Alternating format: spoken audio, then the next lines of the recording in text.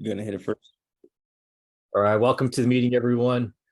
We just congratulated Chuck Blades on getting licensed, and it's also his last day in the program. And if you're in a safe situation, please turn on your camera to make this a better interactive experience. If you're not in a safe situation, you can stay as you are. But yeah, I just want to turn it over to Ryan Logan real quick. He's going to give us his little 2 cents on what he's learned over the past 5 or 6 months since graduating from the program. Yep. So for me, definitely becoming a real estate agent. Initially, when you're getting out of the military, especially not having any benefits other than VA, you're gonna have to have either the fortitude of a lion, or you're gonna have to figure out something else to do, because it's just not gonna happen for you just like that, right? So fortunately for me, I had a few transactions pretty much right out of the gate. However, still, like, it's getting after it every single day.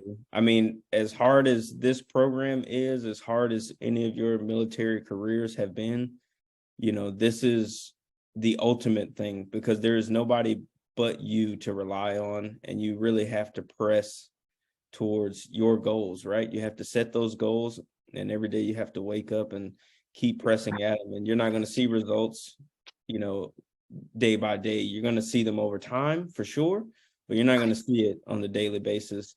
Another thing I would say too is, and a lot of us take it for granted, we learn a lot of things about the business, but you also need to learn like about those forms, right? Like, know what you're talking about. Because when you find yourself out there on your own, and maybe it's late at night and you got to get this done and you don't have anybody to talk to, you need to at least be able to go through those legal terms and those documents, whatever you use in your state, and like not mess it up, because those are other people's dollars on the line. So definitely it's tough, but it's also rewarding in the same sense. And I believe if you really put the effort in, you will have no problem at all. Thank you, Ryan. And Ryan kind of reiterated a point that Chuck made about knowing your forms. Something that's recommended that every new agent does is read through the entire purchase agreement every day for like 2 weeks straight, at least, because like everything you do will be based off of that document.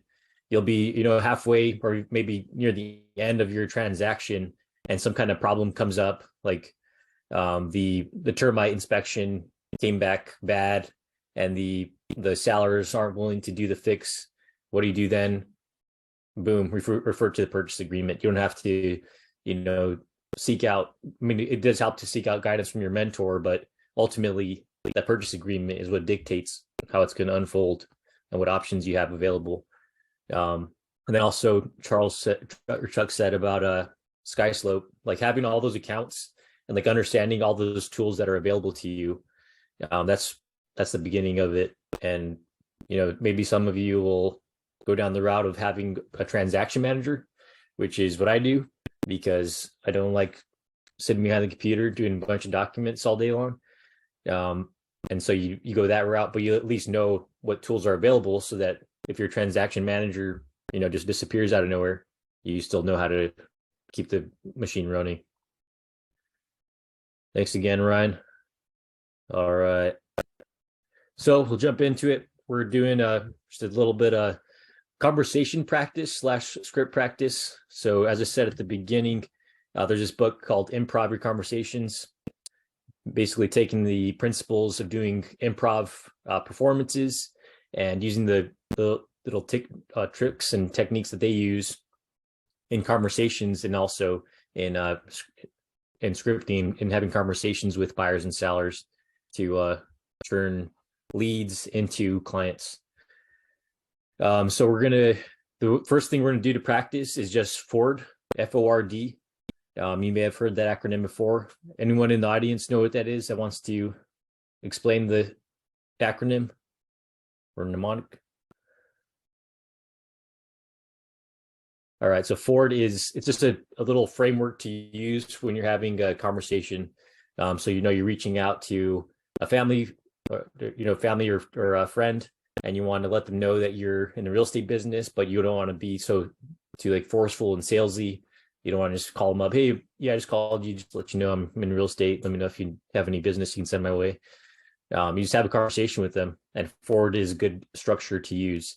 So it's F.O.R.D. F is for family, O is for occupation, R is for recreation, and D is for dreams. So how does that flow? I'll pretend I'm having a conversation with Conrad. Hey, Conrad, how's the family doing? He says, hey, the family's doing good. We just had our fourth baby. Oh, wow, that's great. How's and I would go deeper in that piece, like what's the name of the baby, all that stuff. How much did it weigh? Um, but then you can start leaning in towards the occupation piece. So, oh, so how's your is your job giving you some time off for your growing family? And that's going into the occupation. Oh yeah, I just picked up this new job doing X, Y, and Z, and they're awesome. They're giving me 12 weeks off to deal with my growing family. And then you smoothly transition into the recreation. Oh, that's great. So what kind of activities are you guys doing for fun now that you have 8 people in your family? What are you doing for fun these days? Are you still playing board games? Or are you starting to do a lot more outdoor activities or whatever? Oh yeah, we just picked up flag football. We play flag football as a family, and yeah, we're actually in a little semi-pro league for families playing flag football. Oh, that's awesome. That's really cool. Do you guys do any travel for that? And so I'm kind of leading into the dreams piece, the dreams or goals. Like, what do you have planned for the future? Yeah, we're actually signed up for a competition. We're gonna be flying over to Florida for the national family flag football competition.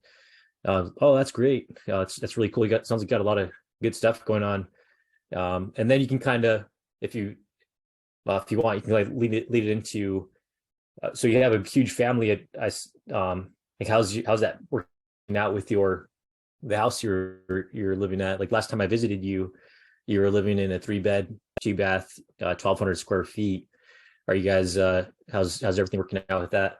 Oh yeah, it's a little bit of a cramped space, but yeah, we're kind of thinking about upgrading, getting a bigger space, and then that opens up the conversation of real estate, and and so opportunities like that will present themselves throughout the conversation that you're having with somebody, and you can just have that framework in the back of your mind, so that you don't reach a point where it's just like, hey, how's your favorite football team doing? And then like, oh, good, they just won. Oh, all right, nice talking to you. Bye. You have something to keep the flow going.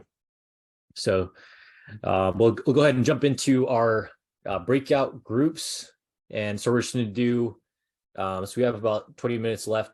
We're going to do 10 minutes of one person. It's just a conversation. So both you guys will be doing the F.O.R.D with each other. So just smoothly transition through each phase. So 5 minutes, and then I'm gonna do groups of 4 for everybody. So 5 minutes, one pair, and then switch, and then the other pair will do the same thing. And then after that, we're gonna get back together, and then we'll break up again, and go into. You run into a stranger at Starbucks, and you're just having a conversation, kind of applying the F.O.R.D concept, and then leading that conversation into rent versus buy. All right, but for now, we're just having F.O.R.D conversations. I'll activate the breakout rooms. We have 35 people here, so I'll do 10. Yeah, 35 divided by 10 is 3.5.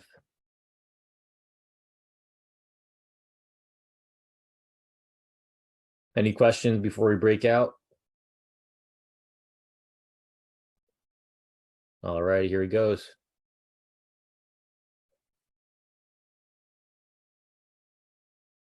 See you in 10 minutes.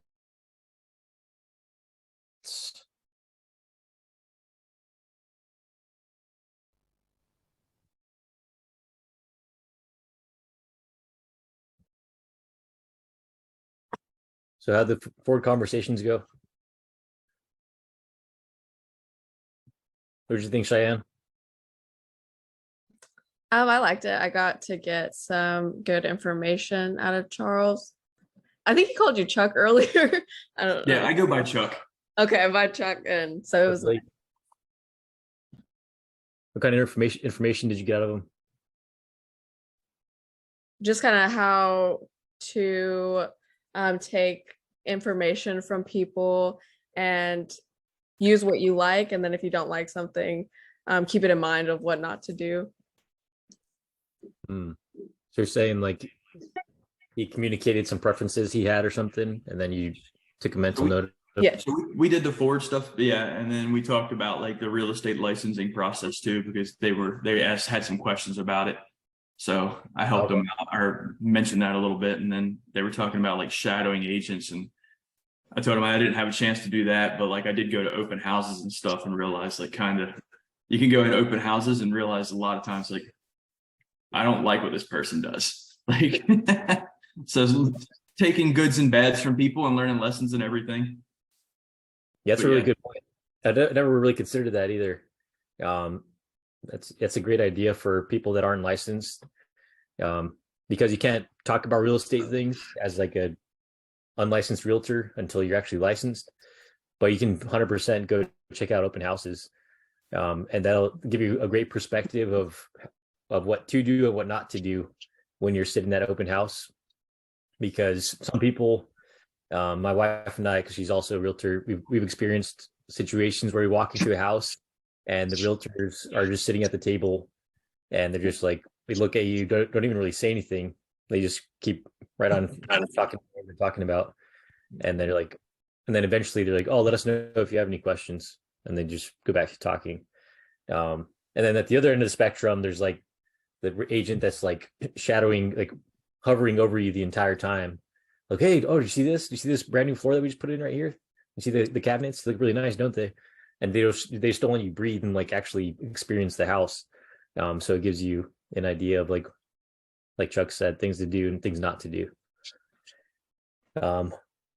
What did everyone else have from their F.O.R.D conversation experience? I think Daryl did a pretty good job with kind of adjusting on the fly. So he initially asked me about family, and I brought up, my my quote unquote son that was graduating, and he just took the forward approach with the son. What are his dreams? What does he like to do in the off time? What got him doing that? I thought that was a very unique position on that for sure. Yeah, that's a great point. That reminds me of the book How to Win Friends and Influence People. It's a chapter on like conversation and showing interest in people. And basically the author has this conversation with a lady at some kind of like art gala or something. And at the end of the conversation, the lady says, oh, you were such a great conversationalist. But looking back on the conversation, she was the one talking the entire time. And he was just asking questions because she had some kind of love for travel. And so he was just asking her like, oh, what places have you been to? How did you like that country? What was your favorite part about it? And so basically the 90% of the conversation was the lady talking and him asking questions, but she walked away feeling like really appreciated and really enjoyed that conversation, even though he wasn't doing much of the talking. And so, yeah, that's a great point right there. So Daryl picking up that football of, oh, this guy has a son that just graduated. Okay, how can I show that I'm interested in this guy and his son and care about him as a human being to make that connection? And then it sets up a perfect opportunity to lead into in real estate. I can help you out or your friends and family. All right. Thank you for that, Ryan and Daryl. Do you want to add anything to that, Daryl? Nah, good. All right. We also have Lewis in our group as well. And Yes. Lewis did a really great job as far as transitioning.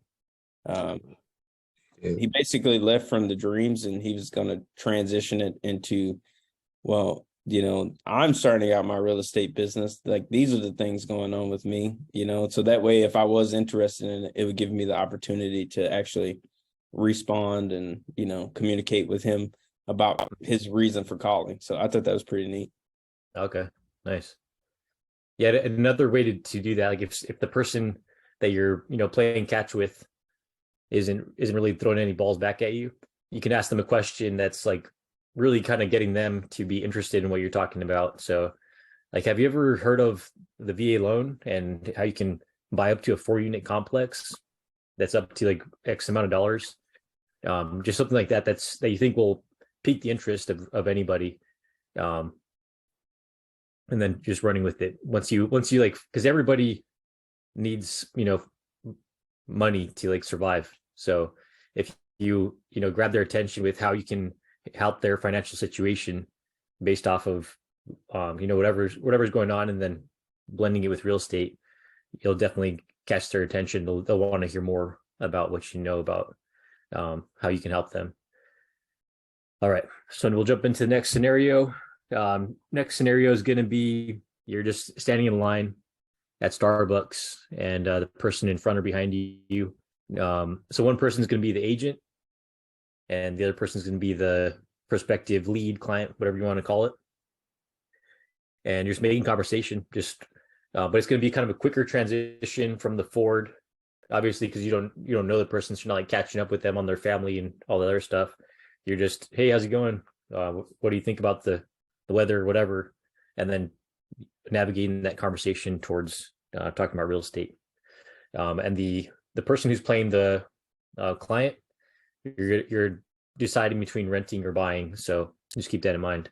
And then the other, it's just going to be a back and forth conversation on that. Any questions? All right, and it's going to be again 10 minutes. I'm going to switch it to 9 groups, since some of the groups were kind of small.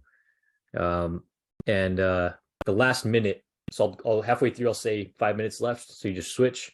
And then the last minute, just keep on going. You're going to see a little notification that says exit the room, but just keep on going for the rest of that minute, because that's the 5th minute. All right, here we go. See you guys in 10.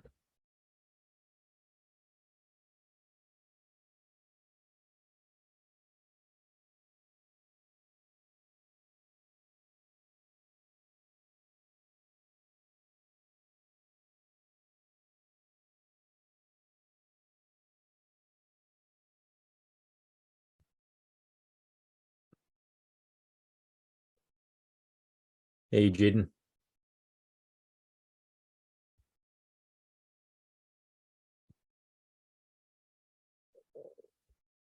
You there, Jaden?